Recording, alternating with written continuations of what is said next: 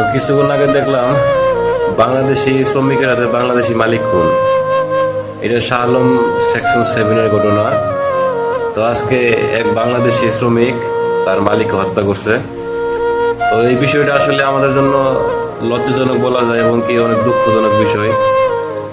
তো আসলে কিছু কিছু বাঙালি আছে যারা বস হইলে একটা পর্যায়ে গেলে নিজেকে এমন ভাবে নিজেকে মনে করে কি যে মনে করে তারা জানি না। তো তাহলে তুই নিয়ে আসছিস, তুই তাকে বেতন দিতে হয় নদীতে রাখছিস কেন? তাই না? যদি সে প্রপারলি বেতনটা দিত হয়তো তার আজকে এই ঘটনাটা ঘটতো না, সে আজকে হয়তো মৃত্যুবরণটা করতো না। আর যে ছেলেটা মারছে সেও হয়তো বা আজকে এই খুনি হইতো না। তো তার ফ্যামিলিতে অনেক চাপ ছিল, অনেক টাকা খরচ করে বিদেশে এসে তারও এক পর্যায়ে আসলে এইটাই তার কাছে বেস্ট মনে হয়েছে। তো যাই হোক, তারপরেও যেহেতু হত্যার মতো একটা বিষয় তীব্র নিন্দা জানাই আর সবাইকে সচেতন হওয়ার আহ্বান জানাচ্ছি।